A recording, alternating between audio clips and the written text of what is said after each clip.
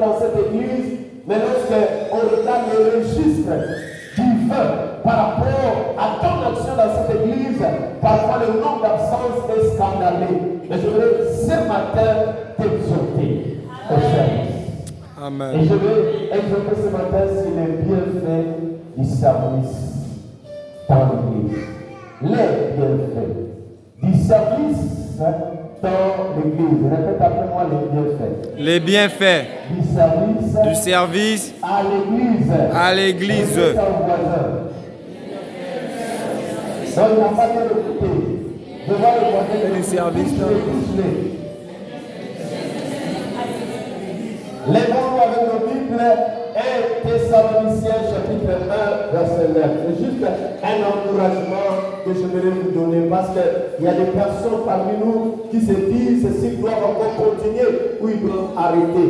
Il y a des personnes qui se disent est-ce qu'il faut changer d'église ou il faut encore rester là, je ne vois pas clair. Il y a des gens qui savent que c'est dans cette église qui se disent est-ce que ici je serai vraiment béni? Et ils sont en train de calculer pour se retrouver dans une église où il y a 10 voitures garées, où il y a des mamans, des papas qui sont dans cette église, qui travaillent dans de grands endroits de la ville.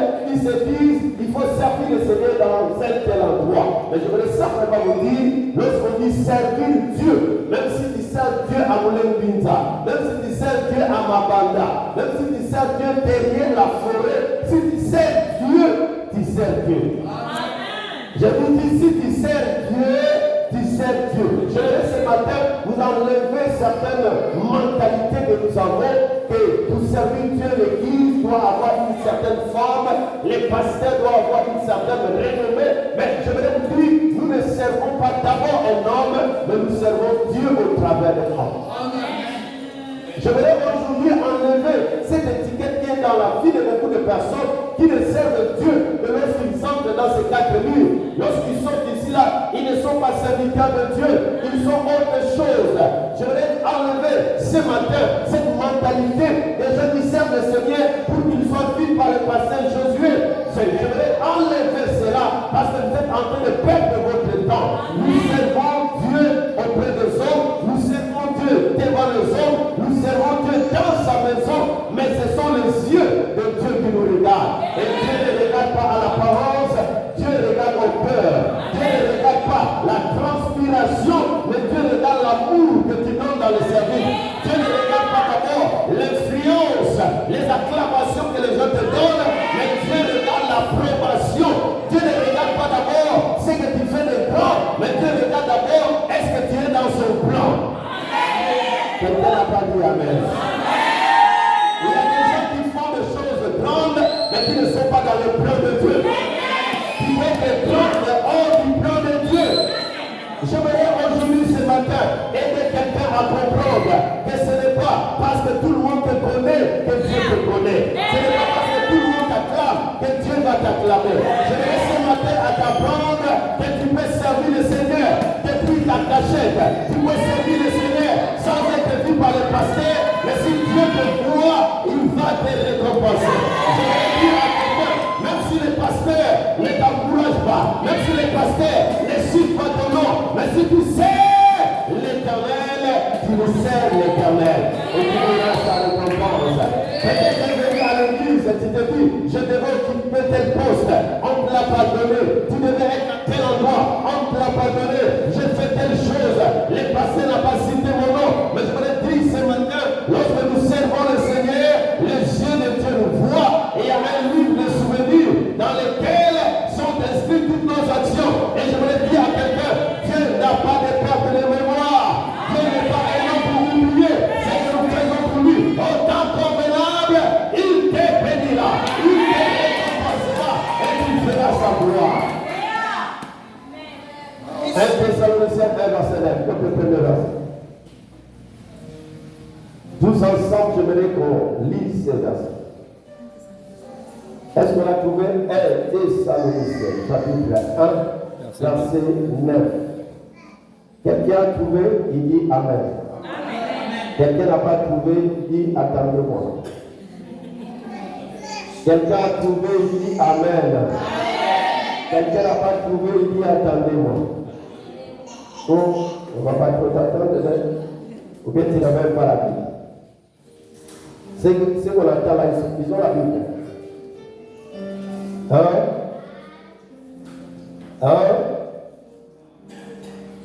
1, 2, 3, est-ce qu'on peut lire? 1, 2, 3, go!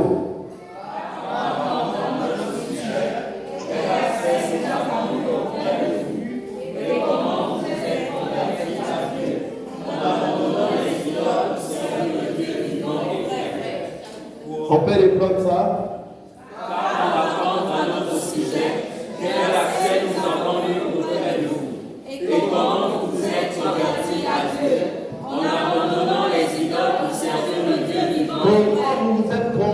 À Dieu en faisant quoi? En abandonnant les idoles pour faire quoi? Pour servir qui? Pour servir qui? Si on avait dit seulement Dieu, je n'allais pas être très content. On dit que Dieu, le Dieu, et comment? Peut-être que tu sers un patron qui est vivant mais qui n'est pas vrai. Tu sers un patron qui est vivant mais qui va mourir. Ici, lorsqu'on dit Dieu vivant, ce n'est pas le Dieu qui respire, c'est le Dieu qui vit éternellement. C'est le Dieu qui est vivant en tout endroit. C'est le Dieu qui est présent en tout endroit. Nous ne servons pas un ministre, nous ne servons pas un président de la République, nous ne servons pas Total, nous ne servons pas Schumberger. Nous servons un Dieu vivant et un Dieu vrai.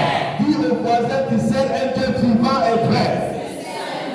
Non, dès qu'il parle là, il n'est pas même convaincu. Dis, tu sais, un Dieu vivant et vrai. Alléluia. Si Dieu que tu sais est vivant, tu verras sa gloire dans sa vie. Tu verras sa gloire dans ta vie. Si le Dieu que tu sais est vivant, tu verras ses merveilles dans ta vie au nom de Jésus. Veuillez vous asseoir, une autre personne prend Malachie 3, verset 13 au verset 18. Malachie 3, verset 13 au verset 18. Un bon lecteur peut s'élever et nous aider dans la lecture. Oui. Malachie 3, verset 13 à 18. Verset 13 à 18. Vos paroles sont rudes contre moi, dit l'Éternel. Et vous dites, qu'avons-nous dit contre toi?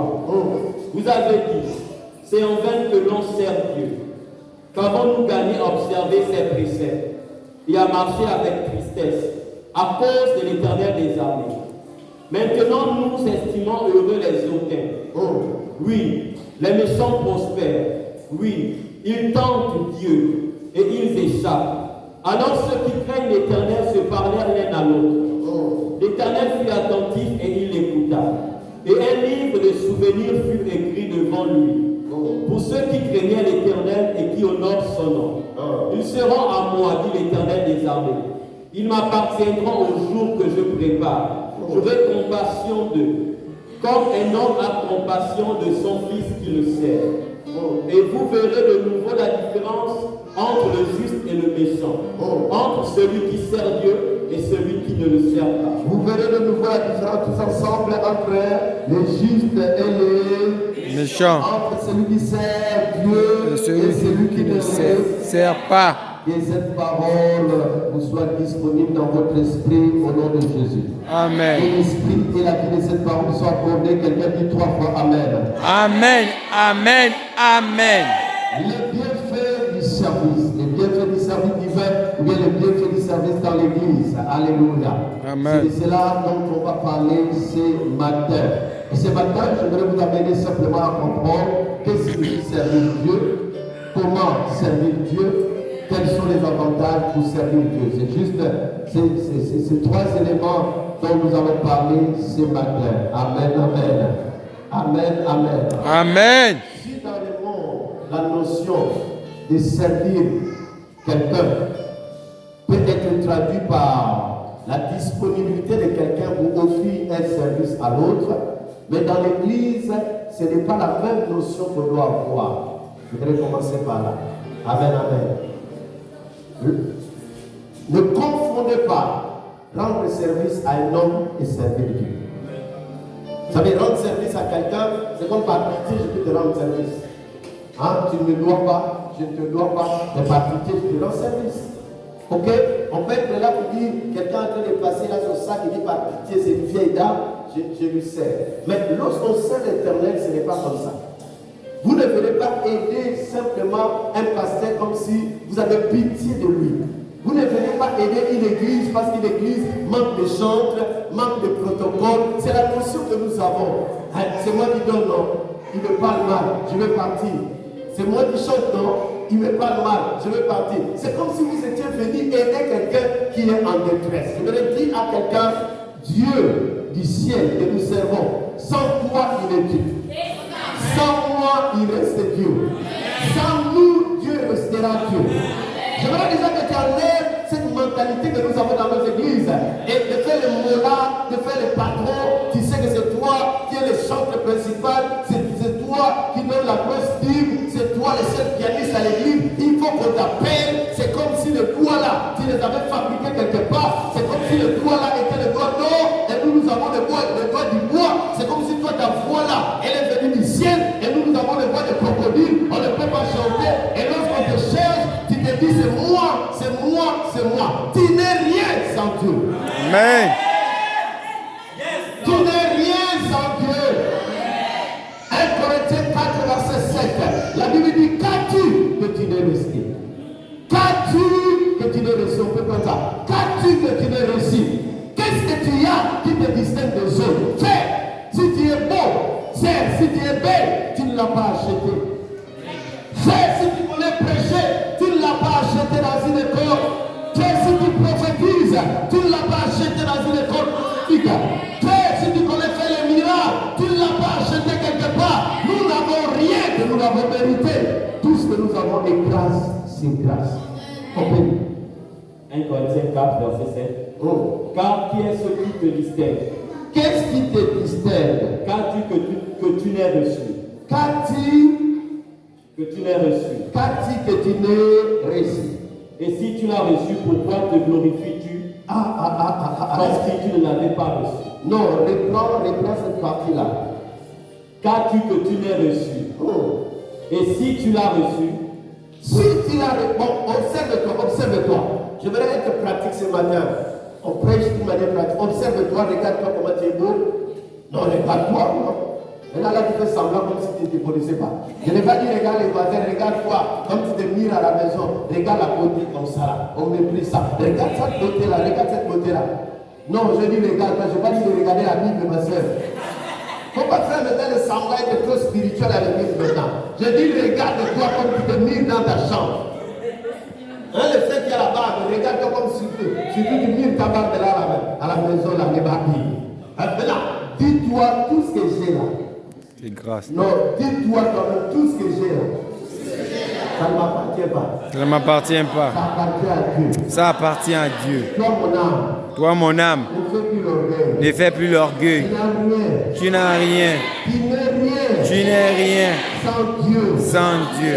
Tout ce Amen. que j'ai. Tout ce que j'ai, Tout ce que je suis. tout ce que je suis, C'est Dieu qui me l'a donné. c'est Dieu qui me l'a donné. Alors ce matin, je refuse Je refuse de faire de l'orgueil de faire de l'orgueil devant Dieu. devant Dieu. Je m'engage Ce matin, peu importe mes avoirs, mes finances, ma beauté, je veux servir le Seigneur. Je veux servir le Seigneur. Je veux servir le Seigneur. Jésus. Amen. Cathy, tu n'es rien et tu n'as rien. La Bible dit la vie d'un homme est comme la vapeur qui apparaît, qui peut disparaître. Vous voyez la fumée, non? C'est ça la vie d'un homme. Et comme l'herbe fait. Lorsqu'on comprend ces choses, on ne peut pas taper la poitrine, c'est moi, c'est moi. Nous servirons le Seigneur de tout notre cœur. Amen. Parce que ces notions ne sont pas à nous, que nous venons quand je vais, comme je vais, quand j'ai du temps. Fais, va à l'hôpital.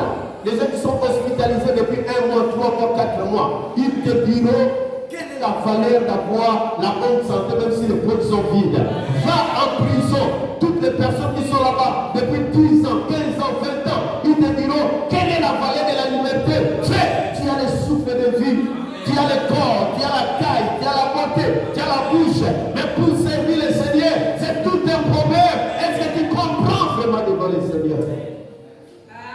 Je me laisse ce matin que la conscience revienne. Amen. Parce que nos églises sont remplies de conscience. Nous sommes là, que Seigneur, donne-moi le souffle de vie que tu as déjà. Tu connais comment on achète ça. Même la femme du président n'a pas. Même la femme du ministre n'a pas le droit de garder le souffle de vie. Même s'il a des milliards, si Dieu dit tu vas partir, tu vas partir. C'est bien qu'on a perdu la femme d'un ministre, mère. Et la semaine passée, on a perdu encore un gouverneur. Voici des gros salaires, mais Dieu dit tu pars et tu pars. Toi-même, si tu as rien dans la poche, le souffle de vie que tu as déjà, c'est un moyen pour toi de dire merci au Seigneur. C'est un moyen pour toi de dire merci au Seigneur. Lève ta main, toi, et te dis mon âme. Mon âme. Prends conscience ce matin. Prends conscience ce matin. Avec le peu de temps que Dieu te donne. Avec le peu de temps. Avec le peu de force que Dieu te donne. Avec le peu de force que Dieu te donne. Mets-toi à ton service. Mets-toi à ton Que service. tout ce qui est à moi, Et tout ce qui est à ce moi, matin, ce matin, soit engagé à servir l'Éternel. à servir Au nom l'Éternel. de Jésus. Au nom de Jésus. Amen. Amen. Alors, j'aimerais qu'on comprenne les notions, les vraies notions pour servir le Seigneur à l'église. Comme je disais, servir le Seigneur, servir quelqu'un à la cité, c'est comme si lui rendre le service. Mais servir le Seigneur commence par cette phrase. C'est obéir à la volonté de Dieu. Servir le Seigneur, c'est obéir à la volonté de Dieu. Si tu comprends et tu commences à servir le Seigneur par cette phrase, c'est que tu n'auras pas d'excuse. Si Dieu te dit à 15h du matin, lève-toi, tu ne diras pas, Père, je n'ai pas le temps. Si Dieu te dit, prends tout ce que tu as, mets-le à mon service, tu ne diras pas, Père, tu vois que, parce que servir le Seigneur, c'est obéir d'abord à la volonté de Dieu. Amen. C'est faire ce qu'il veut, quand il veut, comme il veut. Vous savez, servir une société, vous avez le droit. Si vous dites je fais. Si je ne le fais pas, je signe le papier, je ne le fais pas. Mais servir le Seigneur, ce n'est pas dans cette dimension. Nous servons le Seigneur sous sa volonté. Amen. Et je vais aller plus loin maintenant. Servir le Seigneur à l'église, c'est servir Dieu sous la direction d'un homme. Amen. Écoutez ceci, vous ne pouvez pas servir Dieu que vous ne voyez pas si vous ne servez pas les hommes que vous voyez.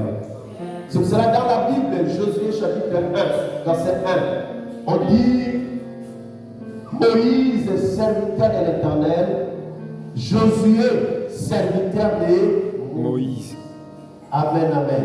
Amen. Oui, cette notion, je dois l'éclairer. Parfois, lorsqu'on arrive à l'église, moi je sais bien, moi je ne sais pas les passer. Donc, c'est-à-dire, je peux faire ce que je veux. Quand je veux, c'est pour cela qu'on a à l'église des collaborateurs qui partent en retraite sans dire au pasteur que je suis en retraite.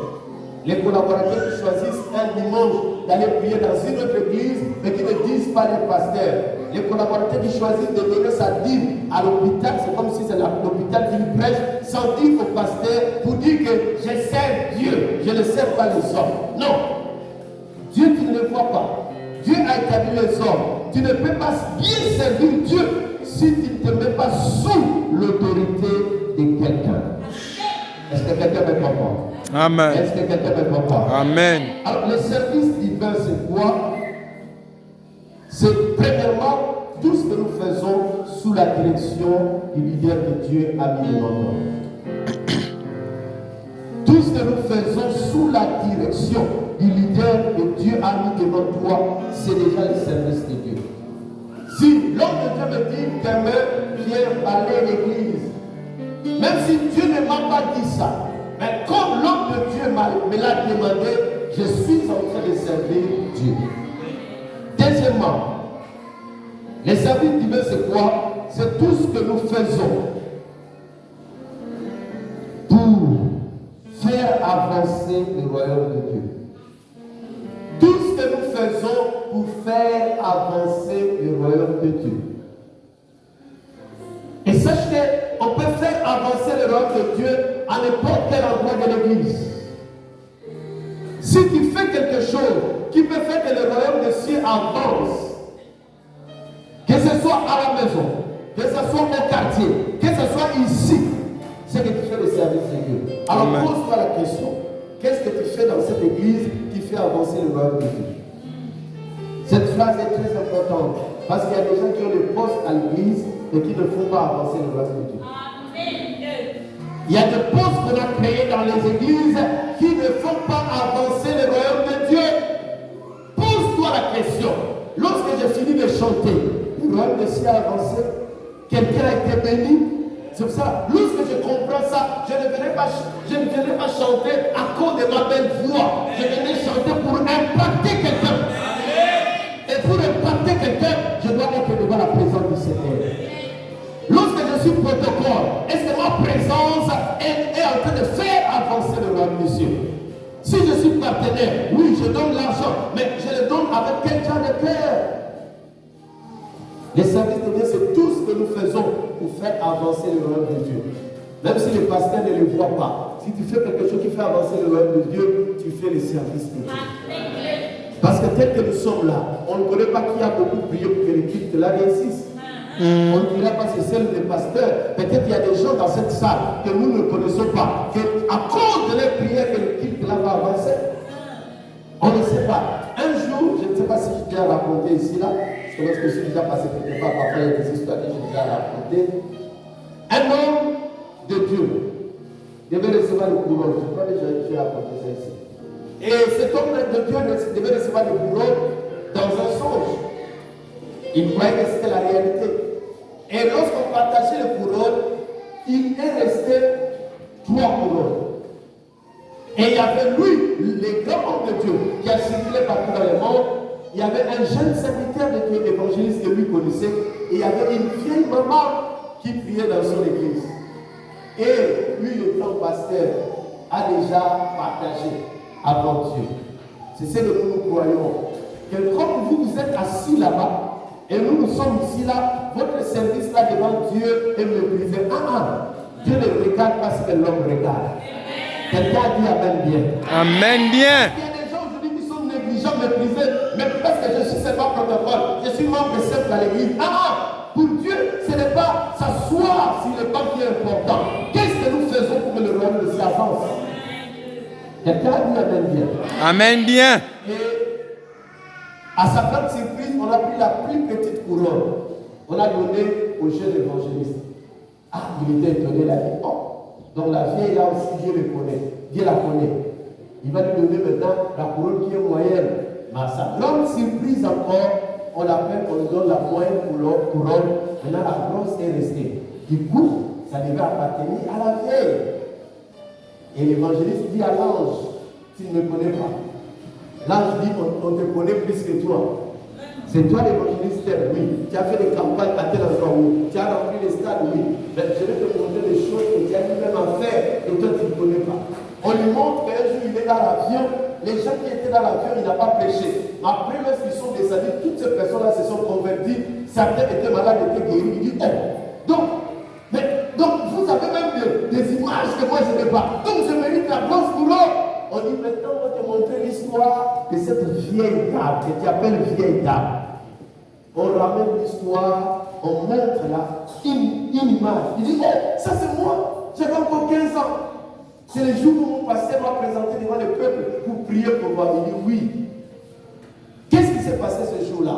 Alors qu'on les présentait, il y a une jeune dame à cette époque-là, jeune maman, à cette époque-là qui était derrière.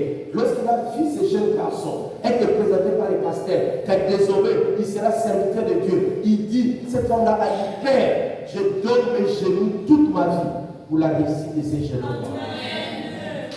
Il a dit, Père, je gênerai, je prierai, parce que je vois la venue de ces jeunes hommes-là, dont il a appelé. Mais il est encore trop jeune, il est fragile. C'est que je donnerai mes genoux, ma nourriture, pour la réussite de cet enfant-là. La maman là a commencé à gêner, à prier, sans dire au garçon là qu'elle gênait, qu'elle priait. Et Dieu a commencé à utiliser les jeunes garçons. L'évangéliste, le fireman de l'église, on l'appelle maintenant faire des séminaires dans les quartiers, faire des séminaires dans la ville. Il commence à voyager, il commence à faire des petites campagnes d'évangélisation, des stars, le monde entier. Connaît le monsieur là. Mais la femme là prie les jeunes en cachette. Lorsque l'évangéliste a vu ça, il dit donnez à cette femme-là les 2 couronnes. je me disais que j'ai l'onction. Alors que mon onction est dans le sacrifice de cette femme. Cette femme a vendu sa vie, elle a vendu sa jeunesse, elle a vendu tout ce qu'elle avait, elle a livré son corps pour ne pas avoir une vie aisée, pour que moi j'achète des avions. Ceux que j'appelle mes intercesseurs sont logés dans les grands hôtels. Cette femme-là n'a reçu aucun bonbon. Je ne mérite pas de lui. Et lorsqu'elle se réveille comme ça, il sent que c'était dans le sommeil. Il est venu à l'église le dimanche, il s'est mis à genoux, il a demandé pardon. Il a dit parfois, on méprise certaines personnes. Parfois, il y a des gens que nous ignorons, mais nous ne savons pas que notre vie est basée sur leur intercession, sur leur prière. C'est pour ça que je vais dire à quelqu'un, c'est que les yeux de son voient, ce n'est pas ce que Dieu voit. Je voudrais t'appeler ce matin à ne plus faire le gunda. Tu te fais voir chez le pasteur, mais dans ton cœur, tu es loin de Dieu. Je voudrais t'amener à ne pas faire parce que les gens te voient et t'acclament, mais faire parce que Dieu te voit. Je voudrais amener quelqu'un, même si les gens ne te récompensent pas, à demeurer, à servir le Seigneur, parce que nous avons un Dieu vivant qui voit tout, qui connaît tout et qui est un Dieu vrai.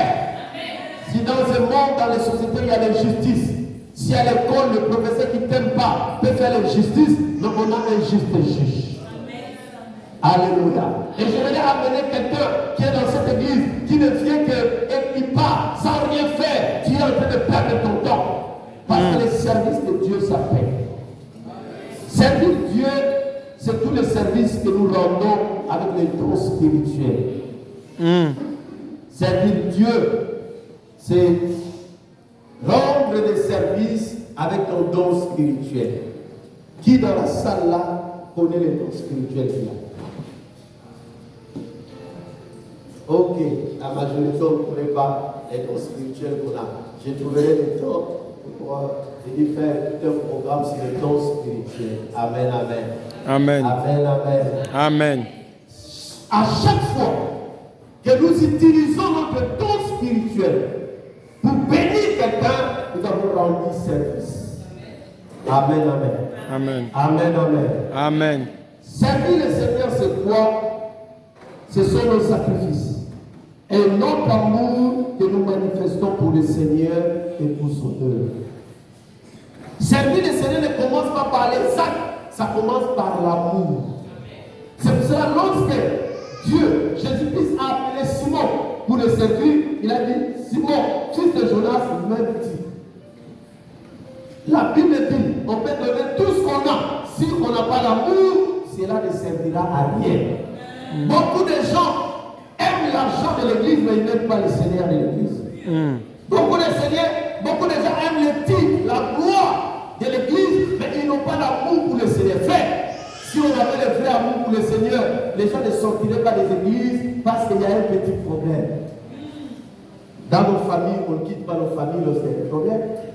Ceux qui sont en relation, en couple, on ne quitte pas les gars, la peau ou bien tantine, parce que simplement, elle nous a insultés.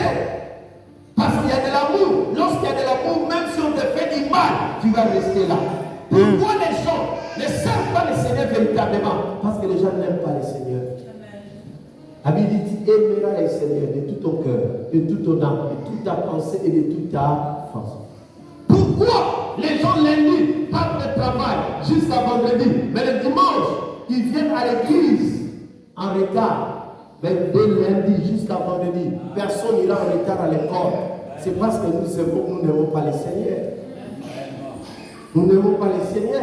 Nous tous comprenons. Si le travail commence à 7h30, on arrive avant 7h30. Si l'école commence à 7h30, on arrive avant 7h30. Il n'y a qu'à l'église où les gens viennent quand ils veulent, alors qu'ils savent que l'église commence à 9h. C'est parce que nous n'aimons pas le Seigneur.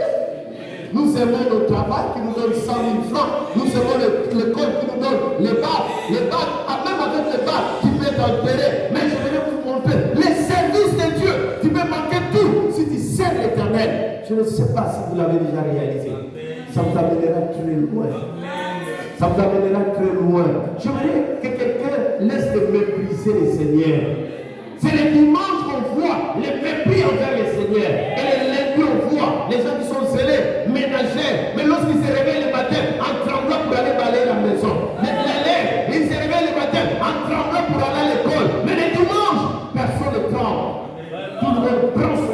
domine. Vous ne pouvez pas servir le Seigneur si vous ne l'aimez pas.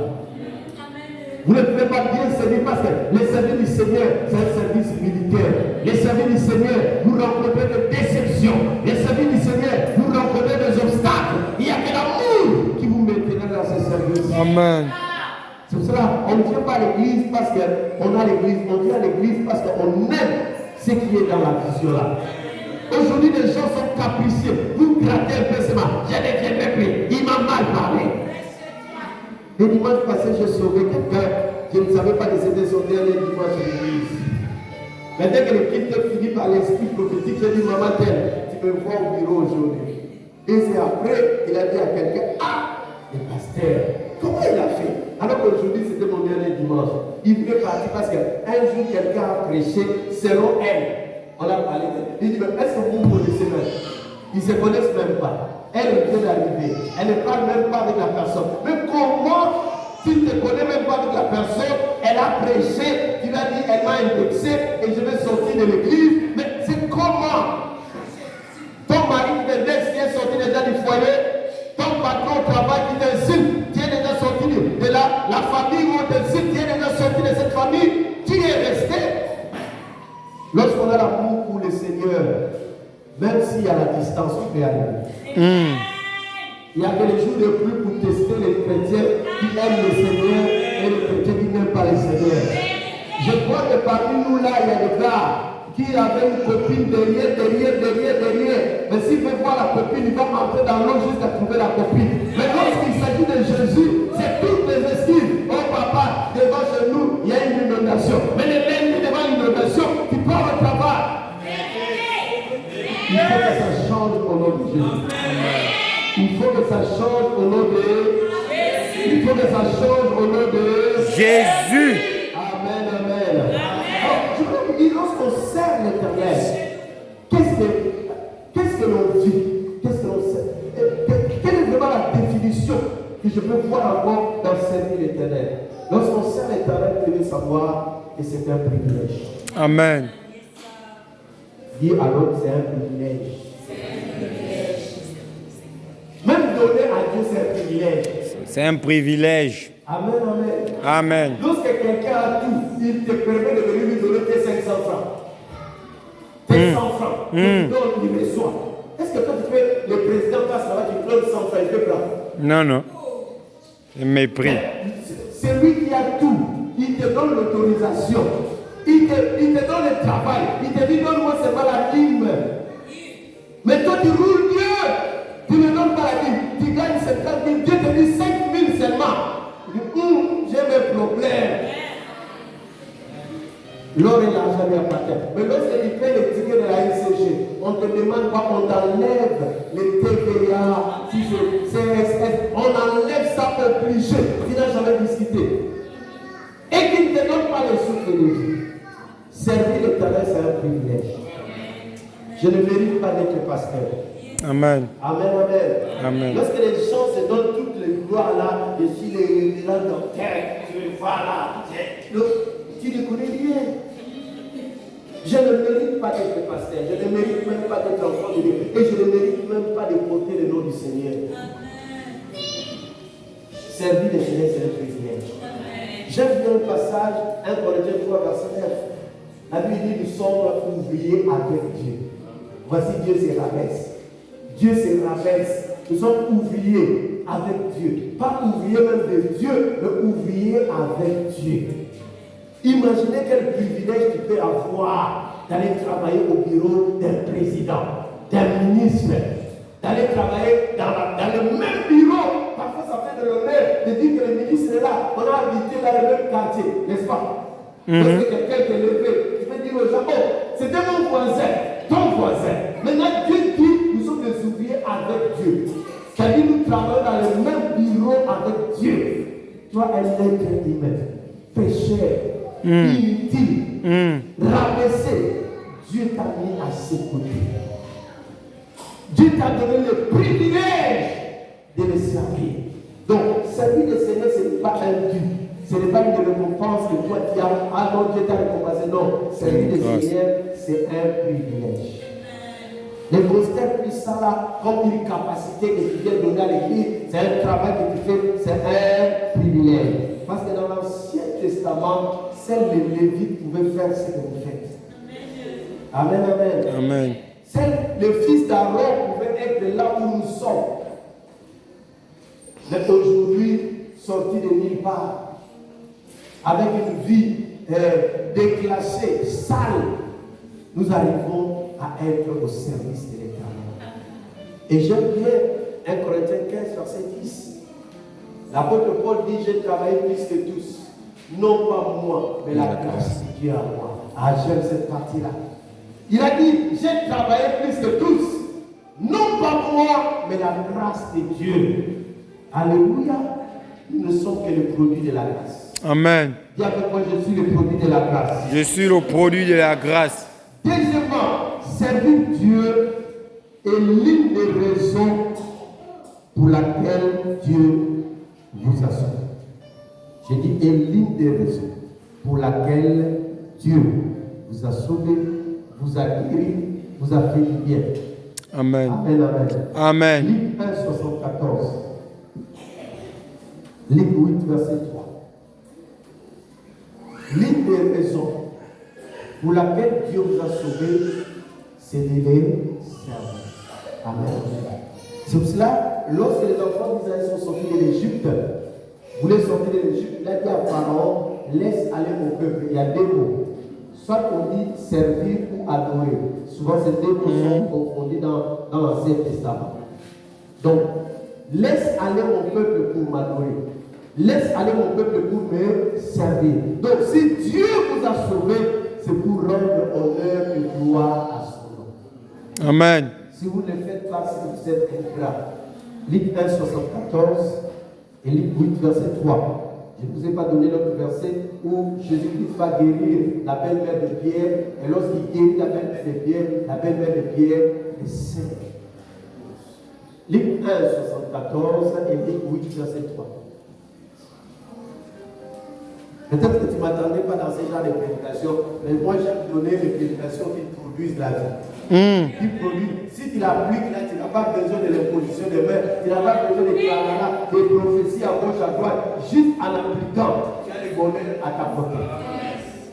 Oui. Luc 1, 74. De nous permettre, oui, après que nous serions délivrés. Après que nous serons délivrés ou sauvés, oui. De la main de nos ennemis. De la main de nos ennemis, de faire quoi? De le servir sans crainte. Donc vous voyez, après que nous soyons délivrés, de faire quoi? De nos ennemis, de faire quoi? De servir sans crainte. Mais c'est ce qui est étonnant à l'église. J'ai vu des personnes venir à l'église maladives. Les juifs étaient guéris là. Les pasteurs, ils ne connaissent plus les numéros du pasteur. Quelle gratitude! Dieu nous délivre pour que nous nous mettons à son service. Dieu nous sauve pour que nous nous mettons à son service. Dieu nous libère pour que nous nous mettons à son service. Luc 8, verset 3. Luc 8, verset 3. Jeanne, oui, femme de Sousa, intendante d'Hérode. Suzanne et plusieurs autres qui l'assistaient de leurs pieds. Oui. Je continue. Vous continuez. Une grande foule s'étant assemblée. Non, reprends les 8, verset 3. Il y a quelque chose que je n'ai pas bien écouté là. Jeanne, Oui. femme de Sousa, intendante d'Hérode. Suzanne et plusieurs autres qui l'assistaient de leurs pieds. On peut commencer à partir du verset 2.